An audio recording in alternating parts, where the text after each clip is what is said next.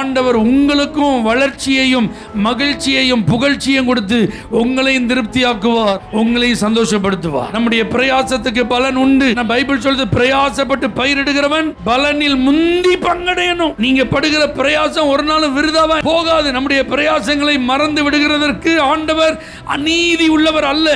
கண்ணீரோடு விதைக்கிறவங்களுக்கு கம்பீரமான ஒரு அறுவடை கண்டிப்பா உண்டு. இவ்வளவு காரியங்களை நம்ம பிரயாசத்துக்கு பலனா ஆண்டவர் தர இருக்கும்போது, அதெல்லாம் நமக்கு ஆசீர்வாதமா அனுகிரகம் பண்ணும்போது, உபயோகமானதை நமக்காக முளைய பண்ணுகிற தேவனா அவர் இருக்கும்போது இழந்துடக்கூடாது. அப்ப ஆண்டுடைய பிள்ளைகளாகிய நம்முடைய வாழ்க்கையில தேவனுடைய வார்த்தைக்கு கீழ்ப்படியாமலும் நம்ம இருக்கக்கூடாது. தேவனுடைய வார்த்தையை ஒரு நாளும் அலட்சியப்படுத்தவும் கூடாது. இதெல்லாம் நீங்க ரொம்ப கவனமா இருந்தீங்கன்னா கர்த்தர் நிச்சயம் அவர் தரும் நன்மைகளினால் உங்களை திருப்தியாக்கி உங்களை சந்தோஷப்படுத்துவார்.